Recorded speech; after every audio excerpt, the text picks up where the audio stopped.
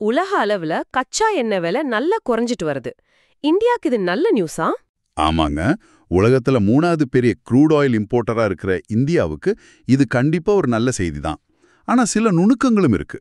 Global oil மார்க்கெட்ல ஒரு பெரிய ஷிஃப்ட் நடந்துட்டு இருக்கு. முன்ன மாதிரி ஓபெக்கையும் அதோட கூட்டாளிகளும் ஓபெக் பிளஸ் மட்டும் விலையை கண்ட்ரோல் பண்ண முடியல. ஏன்னா அமெரிக்கா, கனடா, பிரேசில், கயானா மாதிரி நாடுகள் ஷேல் ஆயில், டீப் சீ ட்ரில்லிங்னு புது டெக்னாலஜி வச்சு உற்பத்தியை பயங்கரமா அதிகப்படுத்திட்டாங்க. ஓ, சப்ளை அதிகமாயிடுச்சு. டிமாண்ட் எப்படி இருக்கு? டிமாண்ட் ஒரு மாதிரி பீடபூமிக்கு வந்துருச்சுன்னு சொல்லலாம்.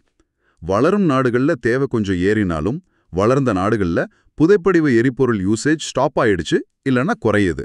இதனால மார்க்கெட்ல தேவைக்கு அதிகமா எண்ணெய் சப்ளை இருக்கு. போன வருஷத்துல மட்டும் ப்ரொடக்ஷன் 5 மில்லியன் பேரல் நாள் அதிகமாயிருக்கு. பிரெண்ட் க்ரூட் விலை இப்போ $61 கிட்ட வந்துருச்சு. இந்த வருஷம் ஸ்டார்டிங்ல இருந்து 16% கம்மி. பெரிய ஜியோபாலிட்டிக்கல் ஷாக் வந்தா கூட விலை பெருசா ஏற மாட்டேங்குது.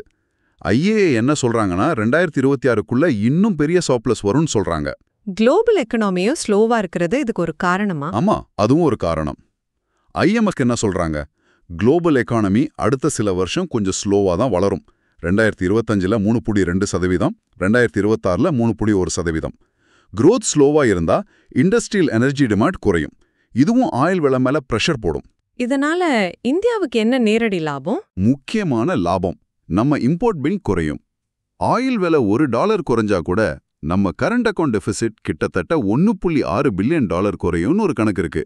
இம்போர்ட் செலவு குறைஞ்சா இன்ஃப்ளேஷன் குறையும், கவர்மெண்ட் சப்சிடிக்காக செலவு பண்றது குறையும், ஃபைனான்ஷியல் பொசிஷன் நல்லா ஆகும், வேற டெவலப்மெண்ட் ப்ராஜெக்ட்ஸ்க்கு பணம் கிடைக்கும். அதோட உலக விலை குறைஞ்சா நம்ம டிஸ்கவுண்ட்டுக்காக ரஷ்யாவை மட்டும் நம்பியிருக்காம வேற நாடுகள்ல இருந்து வாங்கலாம். நம்ம இம்போர்ட் சோர்ஸ் டைவர்சிஃபை ஆகும். இதுல ஏதாவது நெகட்டிவ் சைடும் இருக்கா? கவனிக்க வேண்டிய விஷயங்கள் சில விஷயங்கள் இருக்கு. ஆயில் விலை குறைஞ்சா ஆயில் வருமானத்தை நம்பி இருக்கிற கல்ஃப் நாடுகள் பொருளாதாரம் பாதிக்கப்படும். அங்க வேலை செய்யற லட்சக்கணக்கான இந்தியர்கள் அனுப்புற பணம், ரெமிட்டன்சஸ் குறைய வாய்ப்பு இருக்கு. அங்கேருந்து வர இன்வெஸ்ட்மெண்ட், அந்த நாடுகளுக்கு நம்ம பண்ற எக்ஸ்போர்ட்ஸ், இதெல்லாம் பாதிக்கப்படலாம். இன்னொன்னு, இந்த குளோபல் எனர்ஜி மார்க்கெட் ரொம்ப நிலையற்றது.